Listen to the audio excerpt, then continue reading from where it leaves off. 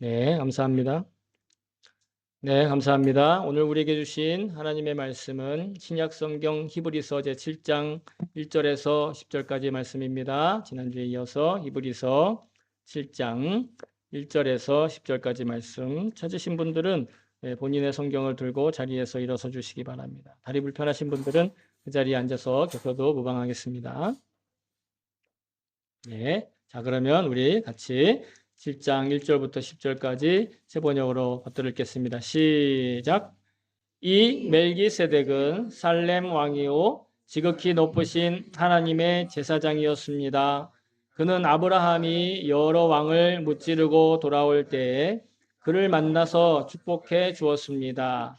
아브라함은 모든 것의 10분의 1을 그에게 나누어 주었습니다.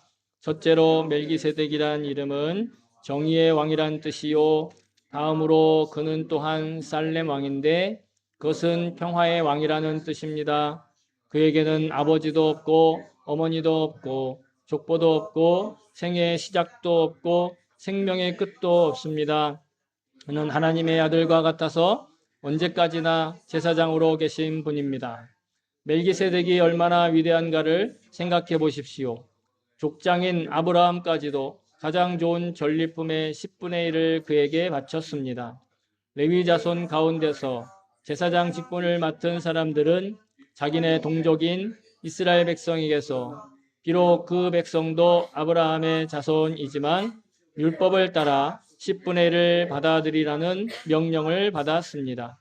그러나 멜기세덱은 그들의 족보에 들지도 않았지만 아브라함에게서 10분의 1을 받았고 하나님의 약속을 받은 그 사람을 축복해 주었습니다. 두말할 것 없이 축복은 아랫사람이 윗사람에게서 받는 법입니다. 한편에서는 죽을 수밖에 없는 사람들이 10분의 1을 받고 다른 한편에서는 살아계시다고 입증되시는 분이 그것을 받습니다. 말하자면 10분의 1을 받는 레위까지도 아브라함을 통해서 10분의 1을 바친 셈이 됩니다. 멜기세덱이 아브라함을 만났을 때에는 레위는 아직 자기 조상 아브라함의 허리 속에 있었으니 말입니다. 아멘. 주의 말씀입니다. 네, 모두 자리에 앉아주시기 바랍니다.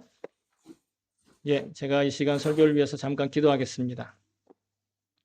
참 좋으신 하나님 아버지 감사합니다. 하나님, 오늘도 이 귀하고 놀라운 말씀 정말 보잘것없고 또 너무도 사소한 그러나 주님께서 불러주셔서 이 귀한 사명을 감당하는 이 종의 입에 맡기셔서 주님 백성들의 마음에 전하게 하시고 또 그 영혼에 선언하게 하시고 또 고백하게 하시고 마찬가지 약속으로 그 음성을 듣게 하시니 감사와 찬양을 드립니다. 이 시간 말씀을 들을 때 우리 마음이 주님께 향하게 하시고 말하는 자나 듣는 자나 성령으로 하나 되어 하나님의 말씀을 전하고 하나님의 말씀을 듣는 시간이 되게 도와주시옵소서. 악한 영 틈타지 않게 하여 주시옵시고 또 우리의 생각과 또 태도와 자세가 온전히 하나님이 기뻐하시는 그런 모습으로 다시 정돈될 수 있도록 주님 역사하여 주시옵소서. 우리 각자의 천사들을 보내주셔서 눈과 귀와 마음과 생각이 모두 주님께 초점 맞추고 열려지게 하여 주시옵소서. 감사드리며 예수님의 이름으로 기도합니다. 아멘. 할렐루야. 아멘. 주의 이름을 찬송합니다. 감사합니다. 계속 히브리서를 강의하고 있는데 지난 주일엔 우리가 천국에서 사는 그 영생을 소망하는 그 자체가 우리가 이 땅에서 누리는 그리고 살아가는 인생의 굳건한 흔들리지 않는 닻이 된다. 그 말씀을 함께 나누었습니다. 아무리 우리 인생이 험하고 고통스럽고 그리고 삶의 여건들이 태풍처럼 우리에게 몰려쳐와도 천국과 영생을 그 영혼의 닻으로 삼고 있는 자들을 결코 침몰되거나 무너지거나 흘려 떠내려가지 않는다 하는 약속입니다. 이유는 주님께서 영원토록 붙들고 계시기 때문이죠. 다만 우리가 그것을 포기한다면 그 손놓음을 포기하고 주님 바라보는 것을 포기하고 주님이 동행하시는 것을 우리가 의지하지 않는다고 한다면 그 복을 누릴 수는 없는 거예요. 그러나 결코 하나님은 우리를 포기하지 않으실 거다. 다시 회복시키실 거다. 내가 포기하지 않는 이상. 그래서 이 복음의 약속을 끝까지 붙들고 우리 일상생활에 꾸준히 말씀과 또 주님의 손을 붙들고 나아갈 수 있기를 정말 마음으로부터 소망합니다. 자, 오늘부터 시작하는 이 7장 말씀은 좀 우리가 한 번 읽고 그냥 확 와 닿는 그런 이해로는 쉽지 않은 내용인 건 사실입니다. 그래서 이 말씀을 읽으면 성경 참 어렵다 이렇게 느껴질 수 있는 부분이기도 한데요. 그래서 이 7장의 내용 자체만 자세하게 풀어서 설명을 하려면 아마도 시간을 내서 저와 여러분이 이 7장에 대한 이 멜기세덱이라는 인물에 대한 어떤 기본적 신학적인 지식이 있어야 좀 소통하는데 수월한 것이 그것도 사실입니다. 그런데 여러분, 그러나 아무리 우리가 이 문자에 대한 지식이 없고 신학에 대한 해석이 없더라도 우리 오늘 본문이 우리에게 전달하고자 하고 가르쳐 주시고자 하는 너무도 명확하다라는 것을 고백합니다. 예수님께서 감당해 주신 그 제사장 그 직분은 창조주 하나님께서 이미 영원 전부터 세우시고 친히 계획해 놓으신 그 계획을 따라 직접 하나님이 맡기신 직분이다 라는 그런 내용이거든요. 다시 말하면 예수님은 하나님이세요. 그런데 그 하나님이 인간이 되셔서 인간에게 거룩하게 살 길을 모든 인간이라고 하는 존재가 단 한 사람도 예외 없이 천국 시민이 될 수 있는 길을 참된 인간이 되셔서 열어주셨다라는. 만약에 그것이 하나님이 하실 일, 하나님이 하실 수 있다면 굳이 인간이 되시지 않아도 됐어요. 그러나 그분이 하나님이시면서도 인간이 되시는 그 순종을 통해 우리가 천국 시민으로 살아갈 그 길이 열렸다라는 것입니다. 속죄제사나 혹은 이 물건의 10분의 1을, 수입의 10분의 1을 드리는 이 축복의 관계에 대한 만약에 지식이 있다면 여러분 이 구절들은 나도 그랬었지 하는 그런 체험으로 알게 되는 부분이긴 한데 사실 우리는 이방인이잖아요. 성경으로 치면, 그러니까 성경의 기준으로 치면 우리는 이방인이에요. 육신으로는. 그죠? 영적으로는 우리는 이방인이 아니지만. 그래서 육신의 이방인인 우리가 볼 땐 속죄 제사를 드리는 것과 소유의 10분의 1을 드리는 것이 태생적으로 자연스러운 일은 아니에요. 억지로 알아야 되고 배워야 하고 이해해야 돼요. 그런데 구약 성경을 보시면 이 두 가지 법칙을 통해서 이 두 가지 지식을 통해서 우리가 우리의 존재 가치가 하나님이 증명하신다 하는 걸 계속해서 말씀하고 계시거든요. 그래서 여러분 우리는 우리의 삶에 어떤 문제가 생기면 그 문제를 해결하고 내 마음에 소원이 생기면 그 소원을 성취하기 위한 그런 수단으로서 제사를 드리거나 아니면 제물을 바치거나 종교적인 행위를 하는 그런 존재가 아니다라는 걸 말씀하고 계시는 거예요. 여러분 잘 생각해 보세요. 우리가 알고 있는 기독교라고 하는 종교 이외의 다른 모든 종교들의 공통점은요. 이 땅에서 잘 먹고 잘 살기 위해 비는 소원의 성취를 그 제사와 제물에 얹어서 그 제물과 제사를 드리는 것을 목적으로 하고 있어요. 그래서 종교라고 하면 대부분은 이 땅에서 어떤 신적인 능력을 빌어서 문제를 해결하고 잘 먹고 잘 살려고 하는 거구나. 근데 그것은 탐심이죠. 그런데 탐심을 이루려고 하는 모든 것들이 이 세속 종교의 특징이라는 거예요. 탐심을 이루려는 모든 행위와 노력을 이 세상의 모든 종교들이 자기들이 추구하는 목표로 삼고 있다는 거예요. 그것으로 사람들에게 접근하고. 그렇지 않습니까? 그런데 여러분 탐심은요. 성경은 탐심을 우상숭배 그 자체라고 얘기하고 있어요. 그리고 우상숭배의 궁극적인 목적이 바로 탐욕을 채우려는 마음이다. 골로새서 3장 5절에 보시면 그러므로 땅에 있는 지체를 죽이라 곧 음란과 부정과 사욕과 악한 정욕과 탐심이니 탐심은 우상숭배니라. 탐욕과 탐심 같은 말이에요. 뭔가를 탐하는 욕구, 뭔가를 탐내는 마음. 여러분 그게 우상숭배라는 거예요. 우상을 만들어 놓고 절하는 그 마음 안엔 뭔가를 탐욕하는 마음이 있다라는 겁니다. 또한 이 탐욕과 탐심은요, 결국 하나님 나라의 기업을 얻을 수 없게 된다라고 경고하고 있어요. 에베소서 5장 5절에 보시면 명확하게 말씀하십니다. 너희도 정녕 이것을 알거니와 음행하는 자나 더러운 자나 탐하는 자, 곧 우상 숭배자는 다 그리스도와 하나님의 나라에서 기업을 얻지 못하리니. 탐욕을 가지고 대하면 하나님 나라가 그 하나님 나라의 영생이 자기에게 주어지지 않는다라는 가장 큰 걸림돌이 된다라는 거예요. 물론 이 탐욕의 마음도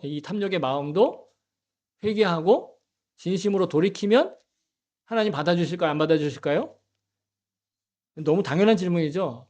그래서 대답을 못 하시는 거죠. 받아주시는 거예요. 당연히 회개하면. 그러나 회개하지 않고 끝까지 미련이 남아서 탐욕을 채우려는 미련이 남아있다면 그것이 끝까지 우리에게 걸림돌이 되어서 하나님 나라 직전에서 무너져 버린다는 거예요.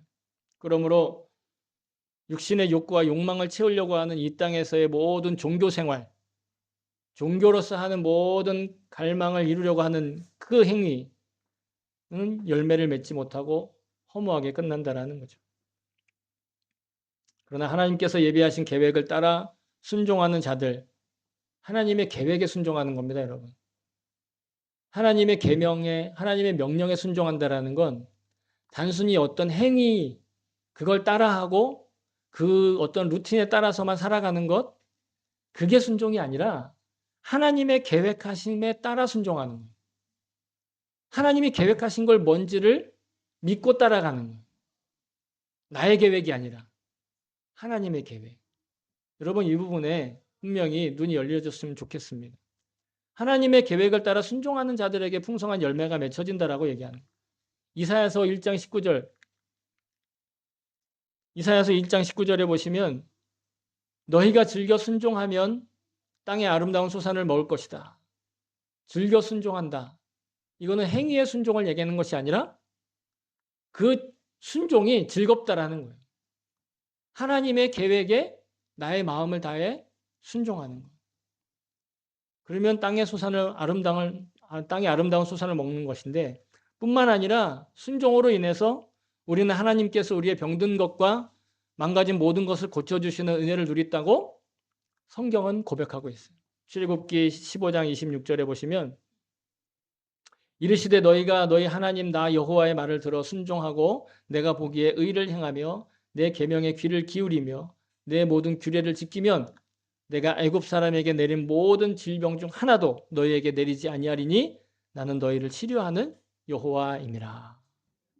치료하시는 하나님, 고쳐주신 하나님이 순종하는 자에게, 즐겨 순종하는 자에게 그 은혜를 주신다라는 거예요. 그래서 이처럼 순종하게 하시는 이유는 우리를 복되게 하시려는 거예요.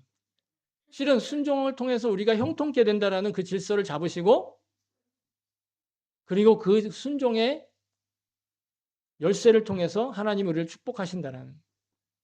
다시 말하면 순종이란 우리의 삶을 복되게 하고 형통케 하시려는 하나님이 세우신 축복의 질서의 문을 여는 열쇠와 같은 거예요.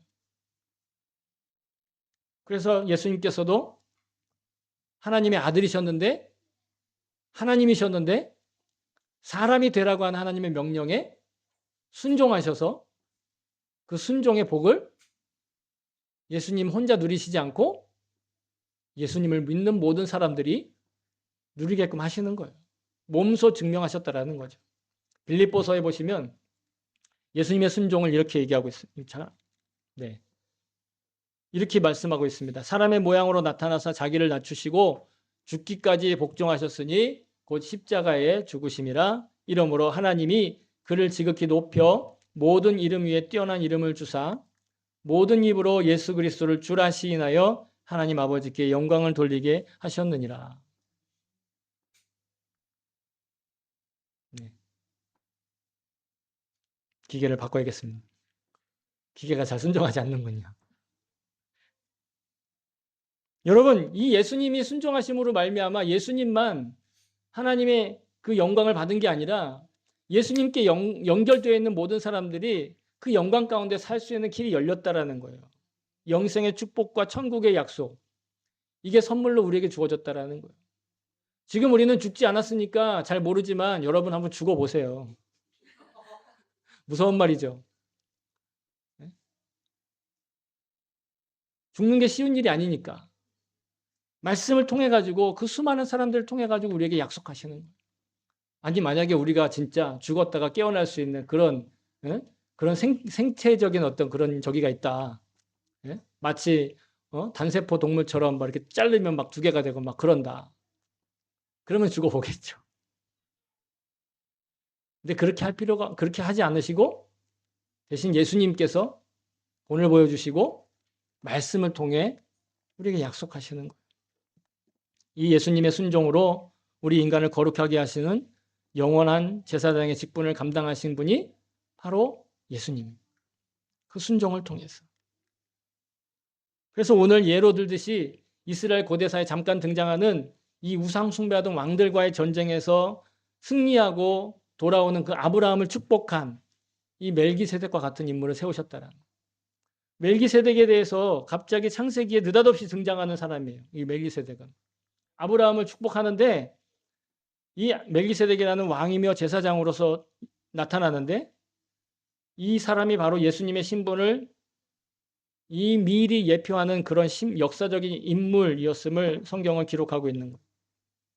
이방인으로서의 우리, 즉 성경을 알지 못했던 우리 입장에선 좀 왜 이런 인물이 나타났고 이런 인물에 대해서 이야기가 쉽지 않다라고 말씀을 드리는데 우리가 주목해야 될 구절은 뭐냐면 3절, 2절, 3절에 나오는 멜기세덱에 대해서 설명하는 부분인데 짤막하게 나오거든요.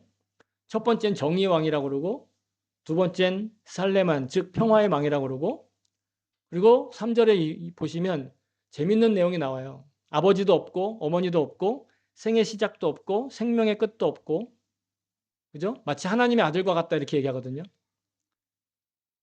멜기세덱이 그냥 갑자기 나타난 어떤 그런 신비로운 존재였을까요? 그게 아니라 성경에 그에 대해서 아무런 기록이 남지 않았다는 얘기예요.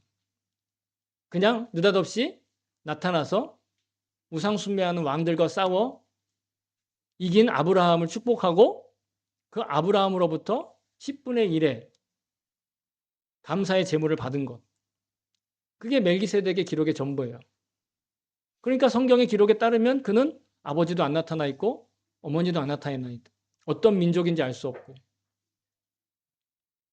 시작도 생명의 끝도 알 수 없는 하나님의 아들처럼. 즉 멜기세덱이 예수님이 하실 일을 역사의 사실로서 잠깐 나타내 주셨다라는 거예요. 우상을 숭배하는 그 탐욕의 제사와 모든 욕망의 제물을 물리치고 승리한 그 성도들의 영적인 승리를 축복하는 모습으로 예수님이 우리에게 축복하신다면 멜기세덱이 그 우상 숭배하던 왕들과 싸워 이긴 그 아브라함을 축복하셨다라는 거예요. 그 모습으로 미리 나타내 주셨다라는 거죠. 우리의 역사에서는 잘 모르는 부분이긴 하지만 그러니 우리는 세상의 종교들이 말하는 것처럼 우상 숭배나 소원 성취를 위해서 종교를 선택해서 자유롭게 종교를 누리는 그런 자들이 아니다라는 거예요. 우리의 믿음은 이 세상의 주인이시고 창조주이신 하나님의 그 계획 안에 있는 복음을 듣고 그 복음의 계획에 순종하여 회개에서 거듭난 그런 성도가 되어서 그 성도가 드리기 합당한 예배의 자리를 지키는 인생. 일주일에 한 번 예배를 드리지만 실은 여러분 우리가 드리는 이 첫날의 예배를 통해 나머지 날들의 예배를 받아주시는 거예요. 안 그러면 매일 예배 드려야 되는 거예요. 근데 그 매일 드리는 예배를 한 주간의 첫날을 구별해서 예수님의 부활을 기념하는 이 주일에 예배를 드림으로 나머지 날들의 예배를 받아주시는 거예요. 그러니까 여러분 주일 예배를 지킨다는 게 그렇게 소중한 일인 거예요.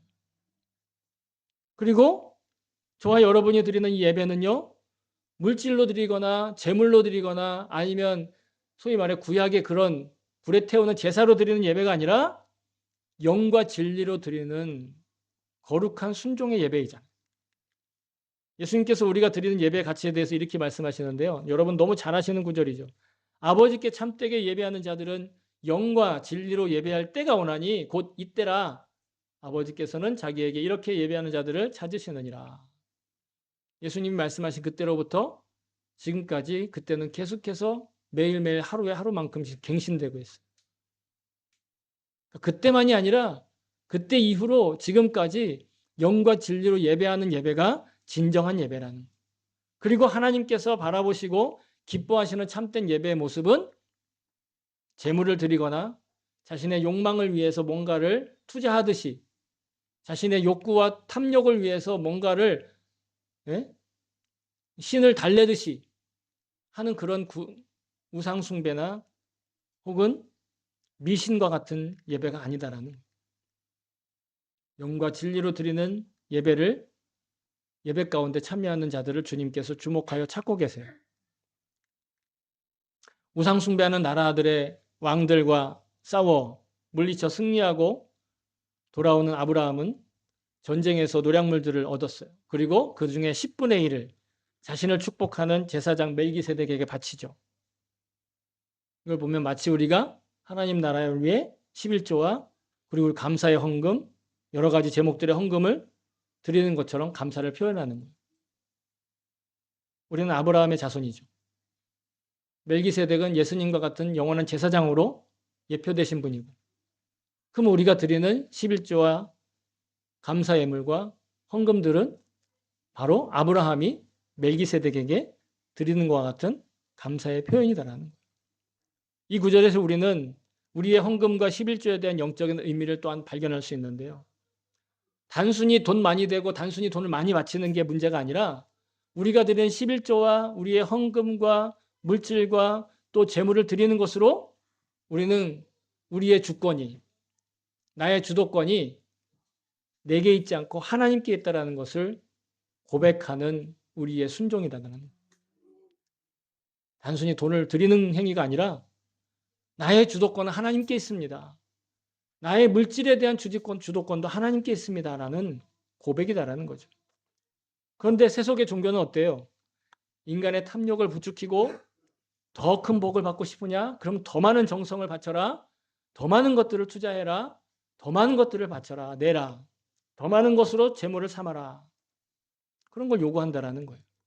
재물을 바쳐야만 축복을 받을 수 있을 것이다라는 미신을 믿게 한다라는 거예요.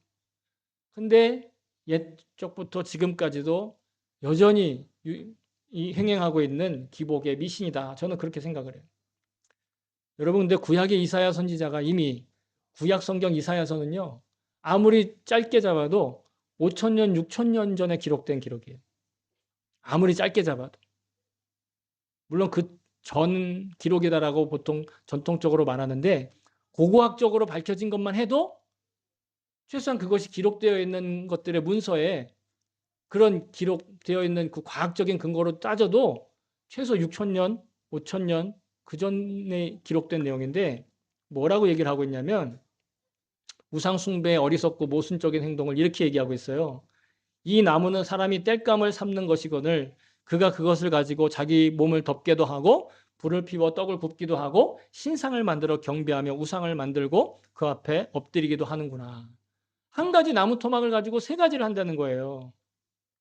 그래서 그 중에 절반은 불에 사르고 그 절반으로는 고기를 구워 먹고 배불리며 또 몸을 덮게 하여 이르기를 아하 따뜻하다 내가 불을 보았구나 하면서, 마치 나무 배 가지고 절반은 모닥불로 태우고 절반은 고기 구워 먹고 배부르니까 모닥불 보면 뭐 하는 거예요?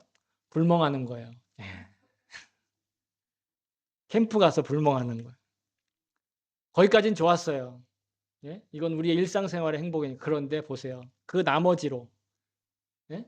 남은 나머지 조각이 있다는 거예요. 그 나머지로 신상 곧 자기의 우상을 만들고 그 앞에 엎드려 경배하며 그것에 기도하여 이르기를 너는 나의 신이니 나를 구원하라 하는도다. 이 말도 안 되는 일을 행한다는 거예요. 하나님께서 허락하신 일상생활의 그 축복을, 하나님께서 맡기신 우리의 일상생활, 하나님께 감사하라고 맡기신 그 일상생활을 누리는 것은 좋겠으나 그 누리고 나머지를 가지고 신상을 만들어 그 신상에다 대고 신이라고 칭하며 우상 숭배하고 자기의 욕망과 욕구를 채울 수단으로 삼고 있다라는 거예요. 우상 숭배하는 것과 이렇게 미신을 믿는, 기복의 미신을 믿는 것, 탐욕의 미신을 믿는 것은 바로 우리의 일상에서 생활 수단으로 삼던 물질과 도구에 우리 육신의 욕망과 욕심을 투사하여 신 곧 우상으로 만들어 탐심을 채우는 수단으로 삼는 것에 불과하다. 그것이 우상 숭배의 정체다. 그것이 종교 생활의 정체다. 라는 것을 이미 6,000년 전, 7,000년 전 그 이전에 하나님이 예언자를 통해 우리에게 가르쳐 주셨다는, 여전히 그 1,000년, 6,000년을 지나면서 계속 말을 해도 여전히 못 알아듣는 것이 뭐다? 인간의 탐욕이다. 여러분, 우리는 자신의 욕구를 해소할, 안 넘어갔었네요. 우리는 자신의 욕구를 해소할 종교를 맹종하는 것이 아닙니다. 이 세상의 창조주 하나님께서 우리에게 세우신 질서와 그 계획을 발견하여 기뻐함으로 경배하는 것을 발견하는 것이죠.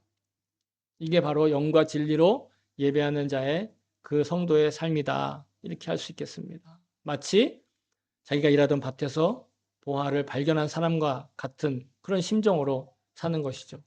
마태복음 13장 44절에 보면 천국은 마치 밭에 감추인 보화와 같으니 사람이 이를 발견한 후 숨겨두고 기뻐하며 돌아가서 자기의 소유를 다 팔아 그 밭을 사느니라 하셨습니다. 자기 소유를 다 팔아 그 밭을 살 정도의 태도로 우리의 물질과 재정을 관리하는 것. 이것이 바로 천국을 소유한 이의 지혜와 삶의 자세예요. 지금까지 세속적인 자기의 삶의 재미나 또 여유롭고 즐거운 그 인생, 소위 말해 워라벨이라고 하는 것들을 위해서 탐욕스럽게 우상 숭배하듯 재정을 남용하며 살았던 것을 반성하는 거죠. 워라벨이 나쁘다는 게 아닙니다. 새겨서 들으셔야 돼요. 자기의 재정적인 권리와 권한이 하나님께 있음을 인정하며 사는 것. 여러분, 이것이 바로 자기 소유를 다 팔아서 천국의 보화가 감추인 밭을 사는 것과 같은 그런 태도예요. 자기의 재정의 모든 것이 하나님으로부터, 그것이 많든지 적든지. 그래서 이 말씀이 혹은 이제는 모든 천국을 소유했으니까 지금 지상에 있는 모든 물질 다 필요 없으니까 자, 가진 거 다 팔아서 교회로 가져와라. 이렇게 해석을 해서는 절대 안 돼. 그거는 틀린 해석이란. 그런 태도를 말하는 게 아니에요. 하나님께서는 이스라엘 백성들이 포로로 잡혀갔을 때, 이집트에서 바벨론으로 포로로 잡혀갔을 때 예언자를 통해서 이방인들의 땅, 우상 숭배의 땅, 그곳에 잡혀간 이들이 가져야 될 태도에 대해서 이렇게 말씀하셨어요. 만군의 여호와 이스라엘의 하나님께서 예루살렘에서 바벨론으로 사로잡혀가게 한 모든 포로들에게 이와 같이 말씀하시니라. 너희는 집을 짓고 거기 살며 텃밭을 만들고 그 열매를 먹으라.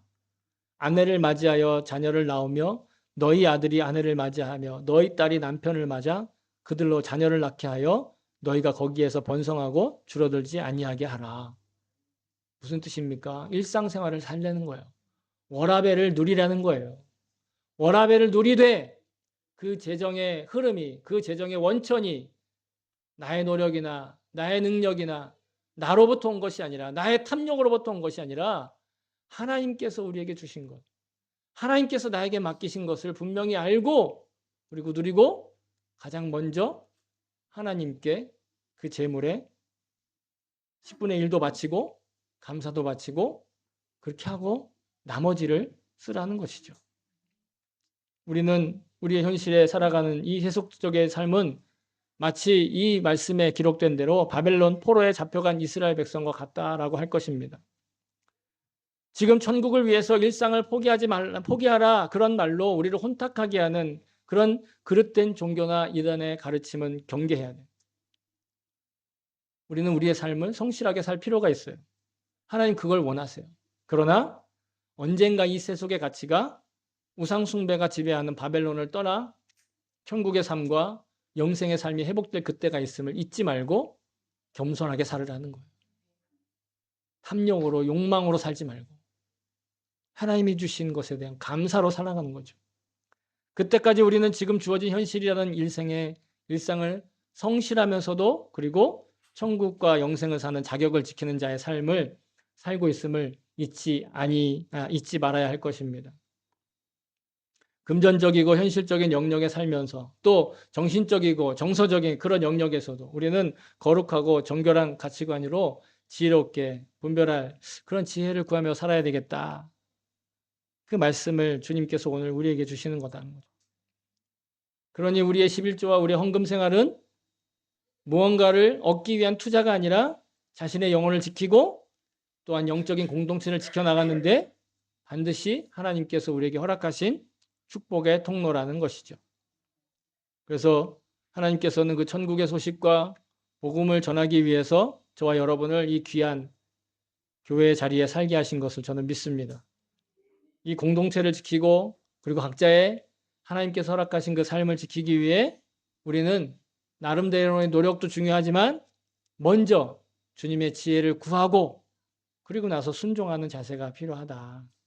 내가 원하는 이상적인 삶이 아니라 주님께서 맡기신 최상의 삶을 위한 지혜와 분별력을 구해야 된다는 것입니다. 지난 주간에 우리 형제교회 중에 한 그 교회 부목사님으로 오신 목사님 찾아오셨어요. 그래가지고 이제 대화를 좀 나눴습니다. 그 목사님은 아직 싱글이세요. 그래서 이제 배우자를 위해서 기도하는 얘기가 또 나왔어요.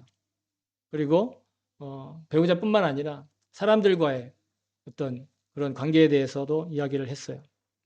그 중에 이제 배우자 얘기를 하면 사람들은 대부분 이상형을 쫓잖아요. 이상형. 예? 자기의 이상적인 그런 만남을 원하잖아요. 그죠? 그래서 대다수 사람들이 이상형을 만나려고 노력하고 그리고 애쓰고 수고해서 진짜 이상형을 진짜 만나지만 이상형 만나가지고 행복한 사람이 비율적으로 높지 않더라. 오히려 이상형이라는 것이 자기의 욕심과 또 욕구에 기초하기 때문에 오히려 이상형보다는 하나님이 허락하신 우리의 최상형을 구하자. 그래서 제가 그랬습니다. 나는 그런 최상형과 살고 있다고. 나는 이상형과 살고 있지 않다고. 우리 집에 있는 그분도 저가 이상형이 아니다고 얘기하더라고요. 그러나 주님께서 우리에게 허락하신 가장 최상의 상대고 가장 최상의 상황이고 가장 최선의 모습이다. 이상형을 쫓느라고 하나님께서 맡기실 그 삶의 자리를 누리지 못해서 참된 축복과 행복을 얻지 못하는 경우가 너무 많은 시대라는 것이죠. 오늘 본문은 그 내용 자체로는 조금 복잡하고 난해한 구절들이 있어서 좀 함께 이해하기가 어려운 부분이 있기는 하지만 결국은 우리에게 주님께서 가장 좋은 길로 인도하시려고 우리의 상식으로는 또 한눈에 들어오지 않는 그런 방식도 사용하시고 활용하셔야 했다라는 것을 발견하게 됩니다. 우리가 모든 지식을 다 이해하고 납득하기는 어렵습니다. 그래서 그저 믿습니다. 주님께서 우리에게 믿음이라는 그릇의 은혜를 채우시고 또한 여러 가지 축복의 열매들을 또한 채워주십니다. 잘 모르는 길이라 할지라도 주님과 동행하면 결국은 내가 왜 그런 사람들을 만나게 되고 왜 그런 사건들을 만나게 되고 왜 그런 경험들을 하게 했는지 하고 감격하고 감사하게 된다는 것이죠. 언젠가 뒤를 돌아보면 모든 걸음이 다 감사요, 모든 것이 다 은혜라는 고백을 할 수밖에 없는 그런 삶을 살게 되는 게 하나님의 계획하심에 순종함으로 나아가는 삶의 축복인 줄로 믿습니다. 사랑하는 성도 여러분, 때로 우리의 지식과 이해력으로는 헤아릴 수 없는 수수께끼 같은 일들을 만나게 됩니다. 그때 자칫 자신의 욕심과 탐욕을 채우기 위한 어리석은 선택을 함으로써 좋지 않은 결과와 열매를 거두는 경우도 있습니다. 그러나 그런 욕심과 탐욕을 회개하여 제사함을 받아 거듭나 영생을 사는 성도에게는 언제나 임재하고 계시는 주님과 동행하는 놀라운 축복이 있는 줄로 믿습니다.